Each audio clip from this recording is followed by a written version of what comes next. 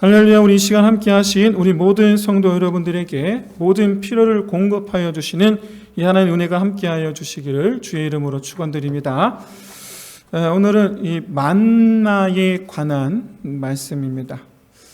여러분, 출애굽기 전체를 장소를 기준으로 볼 때에 크게 두 부분으로 나누어서 볼 수가 있습니다. 전반부는 애굽을 배경으로, 후반부는 광야를 배경으로 일어난 일들을 기록하고 있죠. 특별히 또 후반부, 광야에서 있었던 일, 후반부도 역시 마찬가지로 두 부분으로 나누어 볼 수 있습니다. 바로 광야에서 일어난 사건들, 그리고 또 다른 하나는 광야에서 주신 율법에 관한 말씀입니다. 율법의 내용들. 그래서 출애굽기는 전체적으로 애굽에서 나온 사건, 광야에서 있었던 사건, 그리고 주신 율법의 내용, 이렇게 세 파트로 되어 있습니다.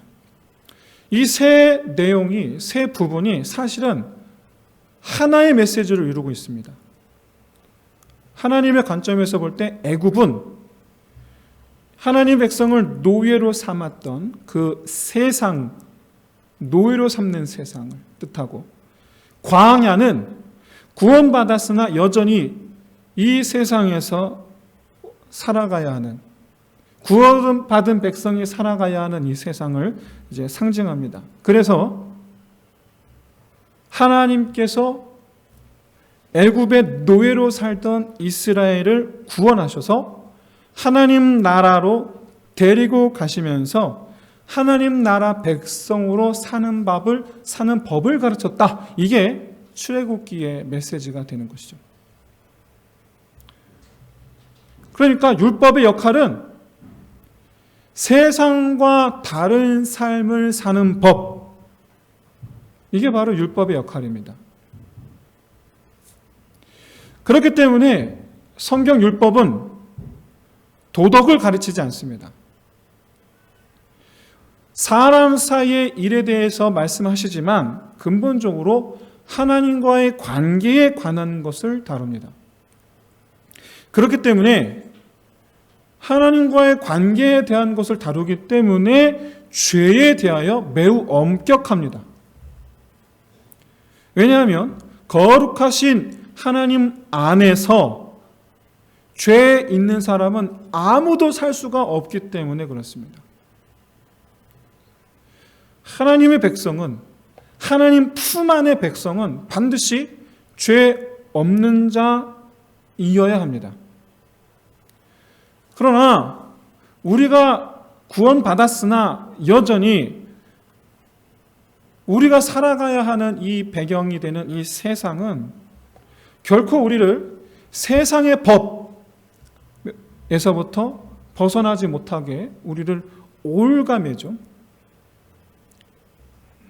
마치 저 파라오가 끝까지 포기하지 않고, 포기 못하고 홍해바다 앞까지 쫓아왔던 것처럼 틈만 나면 우리를 다시 죄로 묶으려고 시도하는 곳이 바로 이 세상입니다.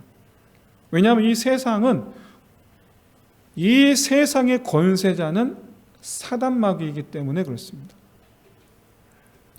그래서 율법을 주신 겁니다. 그래서 율법을 주신 이유, 하나님과 영원히 함께하는 삶을 살기 위해서 반드시 죄 없는 정결한 자가 되어야 되는데 여전히 죄로 가득한 이 세상에서 살아가야 하다 보니, 그래서 하나님 나라로 가는 길을 잃어버리지 않도록 하기 위해서 주신 게 바로 율법이에요. 그러니까 율법은 이 세상에서 사는 동안만 필요합니다. 천국에서는 필요가 없어요. 왜? 천국에 갔다는 얘기는 이미 우리가 죄 없는 자이기 때문에 더 이상 율법이 필요하지 않아요. 그렇기 때문에 율법을 주신 목적은 크게 두 가지입니다. 첫 번째는 우리가 이 세상에서 사는 동안 이 세상의 법을 따르는 사람들과는 달라야 한다라는 거예요. 세상 사람들과 구별돼야 된다. 이것은 누가 얼마나 더 정의로운가, 누가 얼마나 더 사랑이 많은가에 대한 것이 아닙니다. 이것은 가치관에 대한 문제예요. 사는 이유가 다르고 삶의 방향이 달라야 돼요. 세상 사람들은 더 많이, 더 높이 이걸 위해서 살아가는 거 세상 사람이라면 우리는 하나님께로 더 가까이 사는 이유가 다르고 사는 방법 자체가 달라요. 한마디로 말해서 우리 그리스도인은 이 세상에서 하나님 중심의 사고방식으로 살아야 돼요. 두 번째는 율법을 주신 두 번째 이유, 두 번째 목적, 바로 오늘 본문의 주제죠. 여전히 우리가 구원받았지만 죄성이 남아있어서 언제든지 세상으로 우리가 돌아갈 수 있기 때문에 그래서 세상으로 가는 길이 아니라 하나님 나라로 가는 길을 가도록, 하나님 나라로 가는 길을 잃어버리지 않도록 하기 위해서 주셨다. 여러분, 우리는 이 세상에서 살아가기 때문에 세상적 가치를 외면할 수가 없습니다. 우리 바로 이 부분에서 늘 항상 유혹을 받고 있어요.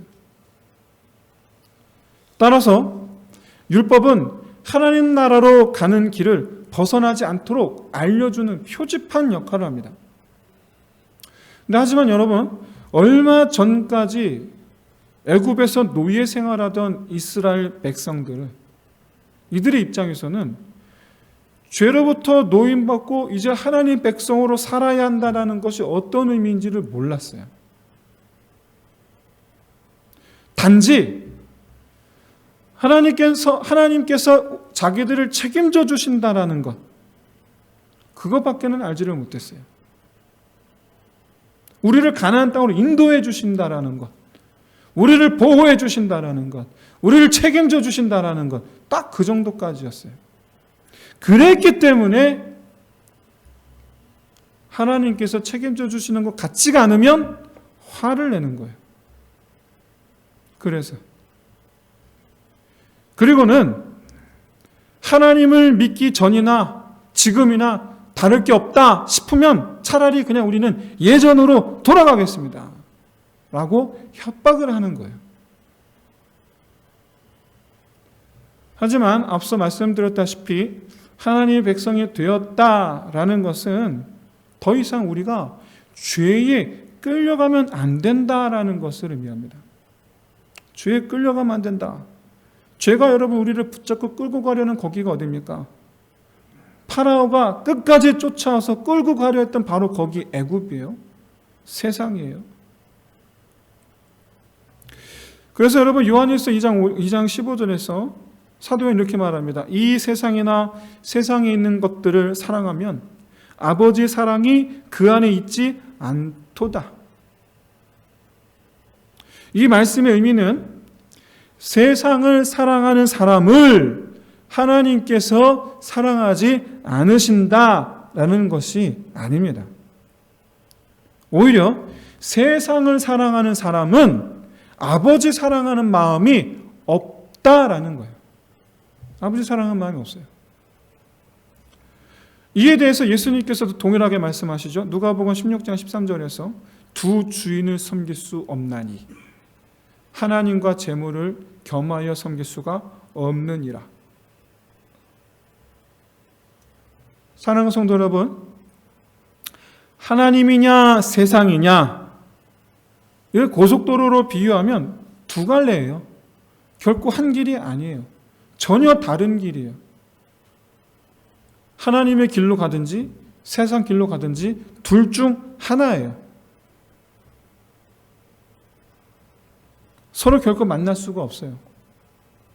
만약에 제가 아직 믿음이 약해서 한 발은 교회에 한 발은 세상에 믿음이 약해서 그렇게 말씀하는 분이 있다면 여러분 그것은 거짓말입니다.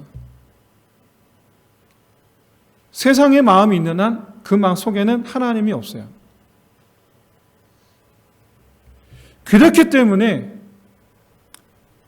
그래서 하나님은 우리를 지키시는 분이세요. 세상으로부터.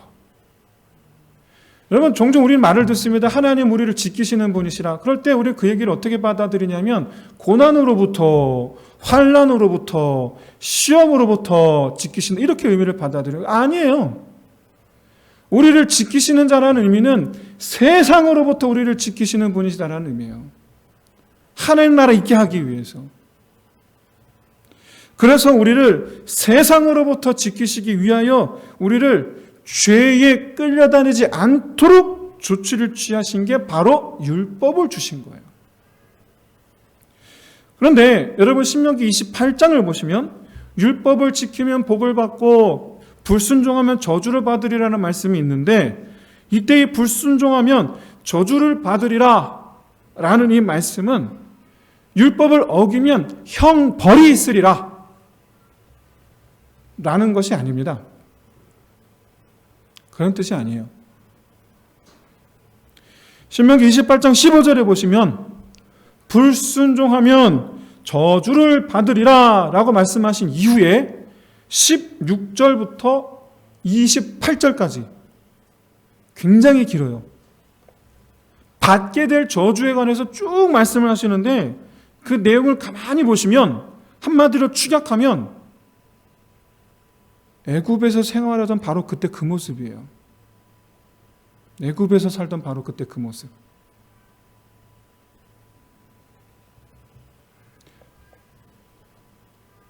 다시 말씀드려서 빼앗기고 노예로서 죽을 고생하던 그때로 돌아가게 되리라라는 거예요. 원래 있던 자리로 돌아가리라. 율법 안에 있으면 하나님 안에 있는 것이요, 율법 밖에 있으면 세상에 있는 거예요.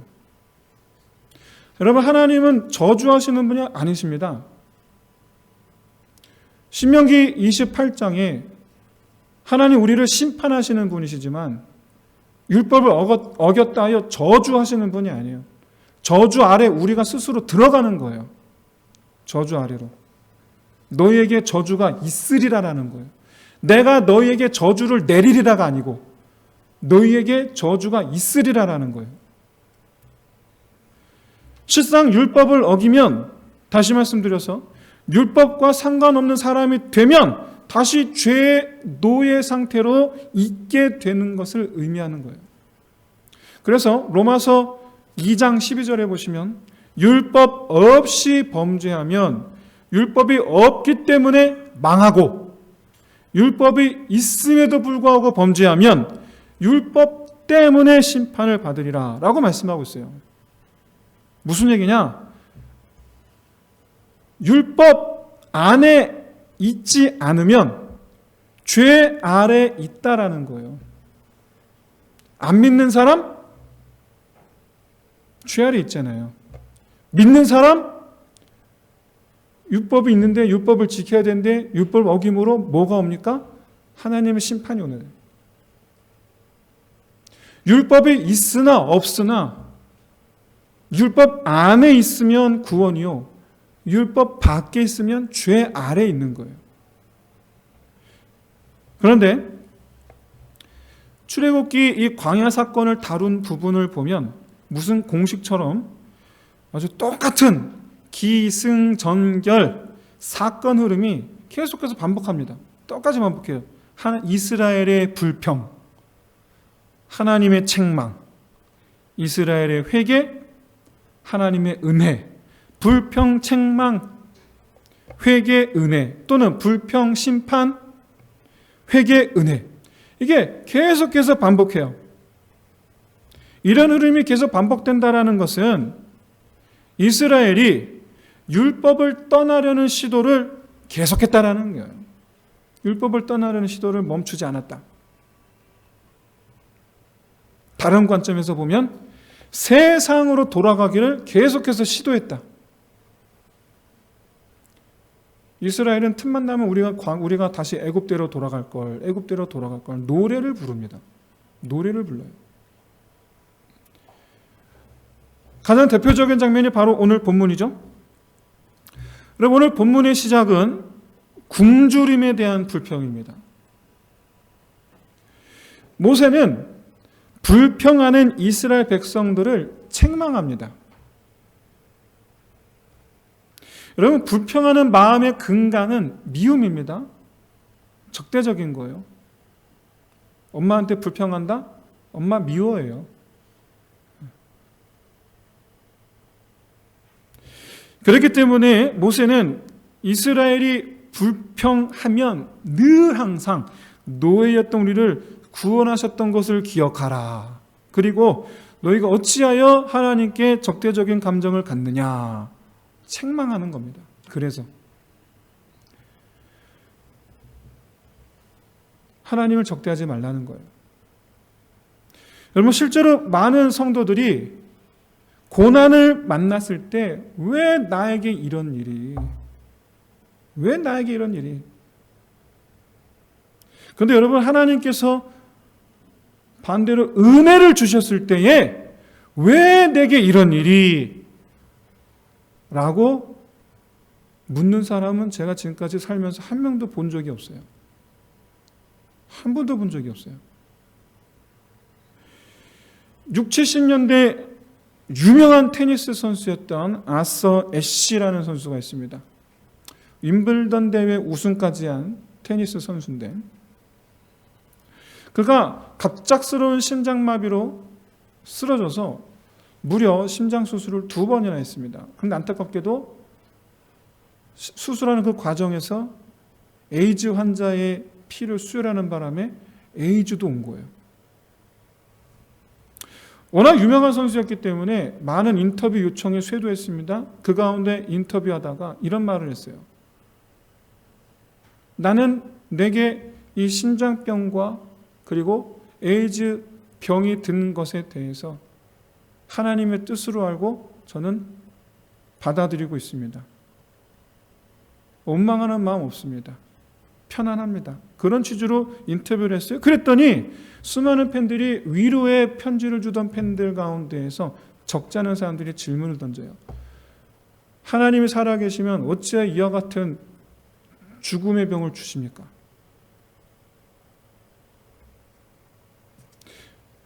이 질문에 대해서 아서 애쉬가 다음과 같이 말을 합니다. 전 세계에 5천만 명의 어린이들이 테니스를 칩니다. 그 중에 500만 명이 테니스를 정식으로 배웁니다. 그 중에 50만 명이 직업선수가 됩니다. 그 중에 5만 명이 리그전에 참여합니다. 그리고 그 중에 5천 명이 그랜드슬램 대회에 참여할 자격을 얻습니다. 그리고 그 중에 단 50명만이 윈블던 대회에 참여할 자격을 얻습니다. 그리고 그 중에 단 한 명만이 우승을 하고 제가 그 우승컵을 들었을 때 5천만 분의 1 저는 하나님께 왜 접니까? 라고 묻지 않았습니다. 저는 이번에도 왜 접니까? 묻지 않을 뿐입니다. 사랑하는 성도 여러분, 우리는 인생을 살면서 수많은 하나님의 은혜, 축복을 받습니다. 그런데 그 누구도 그 축복에 대해서 왜 내게? 라고 질문하는 사람은 아무도 없습니다. 그 많은 은혜 받을 때에는 왜 내게 이런 축복을 주십니까? 라고 질문하지 않았던 우리가 단 한 번의 꼬꾸라짐 앞에서 왜 내게 이런 돌뿌리를 주십니까? 라고 묻습니다. 아서 애쉬는 자신이 축복에 대해서 왜? 라고 묻지 않듯이 실패 앞에서도 왜? 라고 묻지 않는 건 당연합니다. 라고 말했던 거예요. 바라기는 모든 일에 불평보다는 감사와 찬송을 드리는 저와 여러분 되시기를 주의 이름으로 축원드립니다. 그런데 하나님은 불평하는 이스라엘 백성들을 책망하지를 않으셨어요. 하나님은 마치 어린아이 달래듯 하셨어요. 엄마에게 배고프다고 투정 부리면 별일 아니고, 그렇죠? 별일 없는 한 그냥 밥상 차려주면 되는 거예요. 그렇게 하나님도 책망 없이 그냥 만나를 주시는 거예요. 대신에 한 가지 시험을 하셨습니다. 만나를 줄 터인데 지켜야 할 몇 가지 사항이 있다.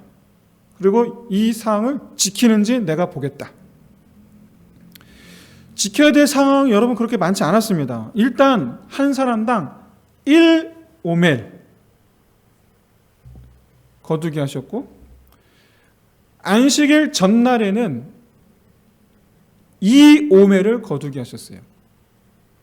그리고 다음날 아침까지 남기지 말라고 하셨어요. 안식일은 아니죠. 안식일은 아니고. 대신에 안식일에는 만나를 거두러 나가지 말라라고 하셨어요. 여기서 1오멜은 대략 2.2kg, 부피 2.2리터 정도를 말합니다. 무게로 환산하면 2kg예요. 페트병 한 병 반 정도 되겠죠. 한 사람 먹을 양이 하루 동안. 우리나라 통계청에 따르면 2020년 1인당 하루 쌀 소비량이, 하루에 한 끼가 아니고 하루에요. 하루 쌀 소비량이 160g이라고 합니다. 평균치지만 160g. 물론 우리는 쌀뿐만 아니라 여러 가지 반찬을 먹으니까, 그러니까 하루 먹는 양이 뭐 2kg 넘겠죠. 160g 먹는 건 아니겠죠. 그러나 여기서 한 가지 분명한 것은 2kg 정도는 충분하다라는 것이죠. 결코 부족하지 않다. 실제로 오늘 본문 18절에 보시면 많이 거두나 적게 거두나, 어떤 사람 욕심은 많아갖고 한 사람당 1오멜이 아니라 2오멜, 3오멜, 5오멜 이만큼 가져가. 어떤 사람은 1오멜이 아니라 반 오멜만, 나 많이 안 먹어, 반 오멜만 가져가도 이렇게 많이 거두나 적게 거두나 부족함이 없었다라고 18절에서 말씀하고 있어요. 무슨 얘기냐면 지시사항대로 해도 부족함이 없었다라는 얘기예요. 그렇기 때문에 하나님께서 주신 이 율법, 명령, 지시사항은 지킬 수 없는 조건이 아니고 누구나 별 다른 걱정 없이 아주 마음 편하게 지킬 수 있는 명령이었다라는 거예요. 하지만 이스라엘은 어김없이 어기죠. 한 오멜 이상을 거두고 저장할 수 있는 만큼 저장하고 최대한, 뿐만 아니라 심지어 안식일에도 혹시 있나 하고 더 거두러 가고, 하지 말라는 건 다 합니다. 하나님의 명령이자 경고인데 전혀 아랑곳하지를 않습니다. 그 마음에 하나님이 없는 거죠. 그 마음에. 하나님께서 시험하시는 것은 하나님 명령에 순종하는지 여부를 보시는 거예요. 그러니까 그 마음의 중심에 하나님이 있는지 여부를 보시려는 거예요. 다시 말씀드려서 이스라엘 백성들의 마음에 하나님의 백성이 되려는 의지가 있는지 여부를 보시려는 거예요. 사랑하는 성도 여러분 끌려다니는, 하나님께서 우리를 인도해 주시겠지 하고 끌려다니는 신앙생활 하지 마시길 바랍니다. 내 다리로 내가 달려가는 신앙하시는 저 여러분 되시기를 주의 이름으로 축원드립니다. 한번 따라해 보시겠습니까? 끌려다니는 신앙생활 하지 말고 달려가는 신앙생활 하리라. 아멘. 여러분 그렇게 정말 내가 내 다리로 달려가는 신앙생활하는 저 여러분 되실 때 하나님께서 가장 기뻐하실 줄로 믿습니다. 정말 역설적으로 이 시험은 이스라엘이 가장 바라는 게 뭔지를 보여주는 거였어요. 여러분 이스라엘이 바라는 게 뭡니까? 만나였어요. 우리는요 종종 하나님이면 충분합니다 라는 신앙심을 강요받아요. 목사님들이 그렇게 말씀하시는 게 아니죠. 엄밀히 말해서 여러분 하나님께서 그것을 우리에게 요구하시는 거예요. 하나님은 이스라엘이 바라는 게 만나가 아니라 하나님이시기를 바라셨던 거예요. 너는 나를 바라라. 여러분 이 세상에는요 아버지만 있으면 다 되는 사람들이 있습니다. 누굽니까? 빌 게이츠의 아들, 딸 같은 사람들이죠. 금수저가 왜 금수저예요? 아버지가 다 해주니까. 아버지만 있으면 다 되잖아요. 그러니까 금수저예요. 여러분, 빌 게이츠는 자식들에게 3살 터울씩의 자녀 셋이 있습니다. 큰딸, 둘째 아들, 막내 딸. 3살 터울이래요. 근데 자녀들에게 나이별로 한 살당 $1씩을 줬대요. 그러니까 10살은 $10를 주는 거예요. 일주에, 한 주에. $10. 우리 돈으로 10,000원이잖아요. 빌 게이츠 아들, 딸들이 일주일에 10,000원 갖고 산다. 살 것 같습니까? 못 살 것 같습니까? 10,000원 안 써도 살죠. 왜? 아버지가 다 해주잖아요. 여러분, 그 10,000원 갖고 내가 삼시세끼 먹고 사는 거 아니잖아요. 아버지가 $10를 주든 $20를 주든 $1를 주든 그냥 그거 내 주머니에 넣고 가만히 있으면 되는 거예요. 왜? 나머지는 아버지가 주니까. 사랑하는 성도 여러분, 우리는 하나님께서 지금 내게 주신 걸로 사는 게 아닌 것을 깨달으시기를 진심으로 소원합니다. 하나님께서 내게 이만한 재산을 주셨습니다. 이만한 집을 주셨습니다. 이만한 아이들을 주셨고 내게 이만한 직업을 주셨습니다. 근데 여러분, 우리 그걸로 사는 거 아닙니다. 하나님 은혜로 사는 줄로 믿습니다. 그거 없어도 우린 살아요.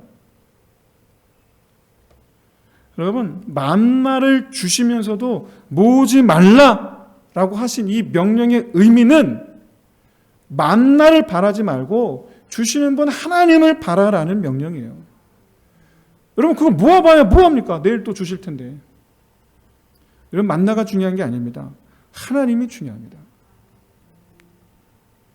사랑하는 성도 여러분, 만나를 모으지 말라라는 이 명령을 하신 그 목적을 깨달으시기를 진심으로 소원합니다. 율법의 목적, 그것은 하나님을 사랑하라는 거예요.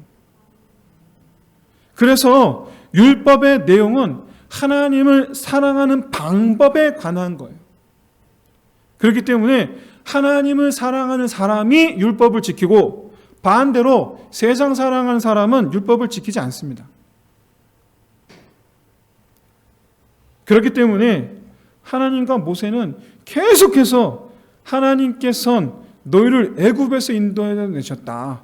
이걸 계속해서 강조하는 거예요. 왜냐? 여러분, 애굽에서 인도하여 내신 것을 감사하라는 게 아닙니다. 2가지 의미가 있는데, 첫째, 너희는 애굽에서 나온 존재라는 거예요. 너희는 더 이상 애굽에 속한 존재가 아니라는 거예요. 너희는 더 이상 애굽에 있던 때를 기억해서는 안 된다라는 거예요. 애굽과는 상관없는 사람으로 지금 살아야 된다라는 거예요. 하나님의 방법으로 살아야 된다라는 거예요. 애굽때 있었던 그 애굽의 법들을 따라 사는 게 아니고 지금은 애굽때와 전혀 상관없는 하나님의 법으로 사는 건 사람이어야 된다라는 거예요. 하나님의 백성으로 살아라. 2번째는 인도하시는 분이 하나님이시다. 여러분, 우리가 지금 여기 있는 것은 하나님께서 뭘 주셨기 때문에 여기 있는 게 아닙니다. 하나님께서 우리를 어느 대학에 합격시켜 주셨기 때문에 이 자리에 있는 거 아닙니다. 하나님께서 우리를 어느 직장에 취업을 시켜 주셨기 때문에 우리가 이 자리에 있는 거 아닙니다. 하나님께서 우리에게 30평, 40평, 50평 집에 있게 하셨기 때문에 우리가 여기 있는 거 아닙니다. 우리가 여기 있는 건 하나님 은혜 때문에 여기 있는 줄로 믿습니다. 은혜 때문에 여기 있는 거예요. 은혜 때문에. 사랑하는 성도 여러분, 은혜로 사는 저와 여러분 되시기를 주의 이름으로 축원드립니다. 이에 대해서 시편 123편 2절에서 이렇게 말씀하고 있어요. 상전의 손을 바라본 종들의 눈같이, 여주인의 손을 바라보는 여종의 눈같이 우리 눈이 여호와 우리 하나님을 바라보며 우리에게 은혜 베풀어 주시기를 기다리나이다. 아멘. 여러분, 우리가 이 세상에서 많은 재물을 얻었어도 하나님의 손을 바라보는 자 되어야 될 줄로 믿습니다. 우리가 이 세상에서 아무리 높아져도 하나님의 손을 바라보는 자 되어야 될 줄로 믿습니다. 우리가 아무리 넓은 곳에 있어도, 우리가 아무리 높아져도 하나님의 손을 바라보는 자 되어야 될 줄로 믿습니다. 반대로 우리가 아무리 없어도 비었어도 누웠어도 하나님의 손을 바라보는 자 되어야 될 줄로 믿습니다. 우리는 그런 걸로 사는 것이 아니라 은혜로 사는 자. 어디서? 하나님 곁에서. 하나님 곁에서. 예, 여러분, 하나님의 뜻이에요. 하나님의 곁에서. 하나님은 하나님의 은혜를 바라는 자에게 반드시 은혜를 베푸시는 하나님이신 줄로 믿습니다. 또 은혜를 베푸시기 위해서 우리에게 이렇게 말씀하시는 거예요. 오늘 보면 12절 말씀이죠. 조석으로 고기와 떡으로 배불리는 내가 너희 하나님이라. 그럴 때 여러분 우리 이렇게 고백해야 되는 거예요. 내가 주시는 떡으로 만족하겠나이다. 주시는 고기로 만족하겠나이다가 아니고 나는 주님 한 분만으로 만족합니다. 주님이면 만족합니다. 이제 말씀 마치겠습니다. 여러분, 하나님께서 바라시는 것은 우리와 교제를 하시는 거예요.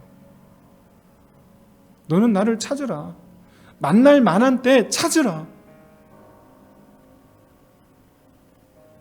우리에게 있어서 아침 시간이 주님과 만날 만한 때여야 될 줄로 믿습니다. 우리에게 있어서 해저문 저녁이 주님과 만날 만한 때여야 될 줄로 믿습니다. 우리가 길을 걸을 그때가 하나님과 만날 만한 때여야 될 줄로 믿습니다. 직장 출근해서 처음 앉은 그 자리, 그 시간이 주님과 만날 만한 때여야 될 줄로 믿습니다. 너희는 만날 만한 때에 나 여호와를 찾을지어다. 하나님은요, 베푸기만 하시는 분이 아닙니다. 하나님이야말로 우리 사랑이 필요하신 분이에요. 받기를 원하세요. 하나님께서 가장 바라시는 것은 우리 사랑이에요.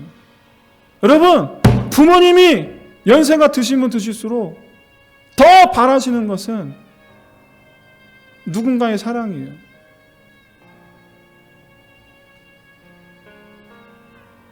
나 몰라라 하지 마세요. 바쁜 삶에 붙여 살지 마세요. 자식 여러분, 제발 바쁜 삶에 묻혀서 부모님을 찾지 않는 자가 되지 마시기를 바랍니다. 제발 바쁜 삶에 묻혀서 하나님을 찾지 않는 자가 되지 마시기를 바랍니다.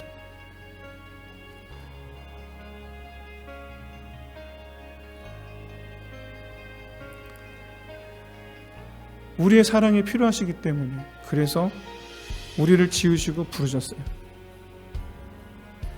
그랬기 때문에 하나님은 우리에게 아낌없이 사랑을 베풀어 주실 준비가 되어 있으세요. 만나뿐이십니까? 만나뿐이겠어요? 하나님은 이제로부터 영원까지 우리를 하나님 우편에 앉히시기 위하여 무엇이든지 하는 분이시고, 그래서 자기 아들까지 피 흘리게 하시는 분이 우리 하나님이에요. 사랑하는 성도 여러분, 거룩하기를 위해서 기도합시다. 거룩함, 죄 없는 자, 하나님 우편에 선 자, 하나님을 사랑하는 자, 하나님 곁에 선 자, 다 같은 말이에요.